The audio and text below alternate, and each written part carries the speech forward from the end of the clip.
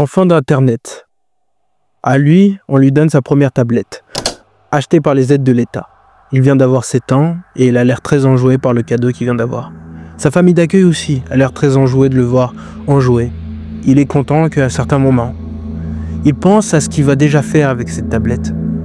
Ça fait déjà un moment qu'il joue avec le téléphone de sa mère d'accueil et maintenant, il a une tablette à lui. Je sais, t'aimerais bien savoir à quoi pense l'autre. L'autre, il pense à la conversation qu'il a eue tout à l'heure avec ses potes. Une conversation, ma foi, qui lui fait réfléchir toute la route. Ah ouais, t'es encore un enfant, tu connais pas... Il regarde vers le rétroviseur avec l'intention de dire un mot, mais sa mère plus rapide le coupe. J'ai quelque chose de très important à faire au boulot, donc je vais te laisser là tout seul. Ça te va? Dit-elle. Il répondit, bien sûr, moi je suis un grand.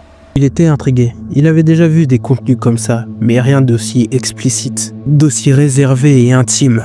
Et bizarrement, ça a été directement un réflexe de le cacher. Lui, il avait découvert Internet à son plein potentiel. Il a même débridé sa tablette. Faut le dire, ça faisait un moment qu'il s'ennuyait. Il a toute une to-do list de ce qu'il allait faire s'il avait une tablette. Et maintenant, il peut réaliser cette to-do list. Le sentiment d'être en retard parce qu'il lui manquait une chose que tout le monde avait, l'avait vraiment rangé. Vous croyez vraiment qu'une petite restriction sur une tablette offerte par l'État va arrêter un garçon rempli d'aussi grands rêves? C'est tout bonnement impossible. Premièrement, il veut de l'argent. Deuxièmement, il veut être libre.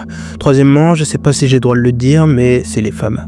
Il veut beaucoup de femmes. Ce petit garçon a regardé beaucoup trop de films. Il prit des exemples de personnes qui étaient sur Internet semblant être son idéal, s'en fichant complètement si ces personnes étaient en marge de la société.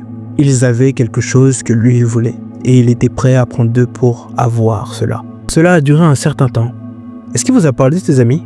Ah, il en a.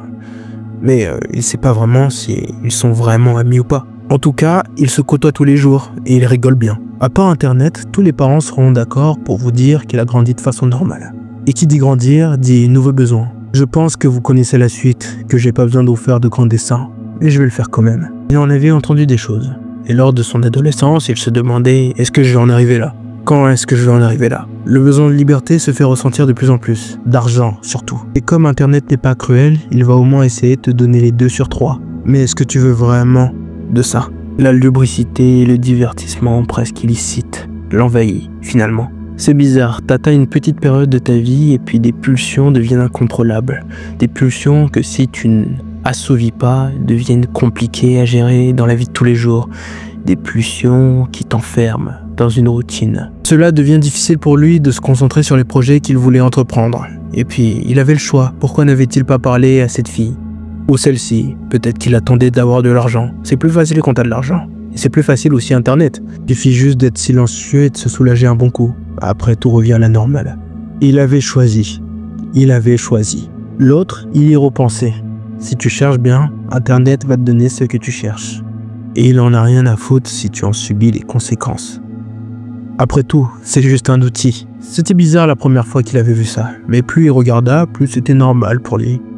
Et puis il y a ses potes aussi qui l'engrainaient à faire des bêtises. Un de ses amis lui avait dit que acheter une puff, ça le rendrait beaucoup plus cool pour draguer sa crush. Alors il prit la carte bancaire de sa mère et acheta une puff. Sûr de lui, il alla avec assurance devant sa crush, lui parlant tout en fumant devant son visage. C'était normal pour lui, mais pour une jeune fille, c'est différent. Ça fait peur ce qu'il dit.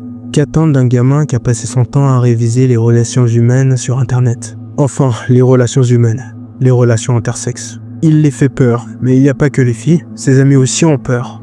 Il lui arrivait d'avoir certaines idées étranges pour un garçon de cet âge. Alors comment ça va finir? Il a le choix, il a le choix. Ils ont le choix et ils le savent. Ils le savent qu'ils sont l'image de grands algorithmes, dirigés par une grande nation, elle-même dirigée par des personnes qui ont du pouvoir. Des personnes qui ont du pouvoir, elles-mêmes dirigées par des personnes qui ont encore plus de pouvoir. Ils le savent et ils se sentent observés.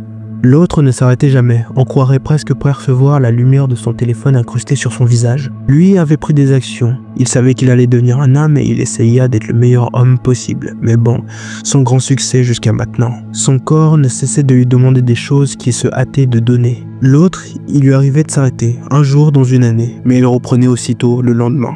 Lui, il devenait de plus en plus musclé, un nouvel individu, de plus en plus complet. L'autre était devenu un vampire. Un jour, sa mère lui a retiré son téléphone. Il est complètement devenu fou. Il espérait plus rien. Il lui fallait juste son téléphone, lui et le noir. Et lui, il commençait à atteindre ses objectifs. Il avait des contacts avec tous ses amis d'enfance, mais comme le monde est bizarre, il se sentait seul. Ça lui arrivait de rêver qu'il avait ses amis à ses côtés, ses femmes et sa liberté. Ça le faisait lever tous les jours. C'était un peu comme son paradis. Qu'ils sont marrants, les enfants d'Internet.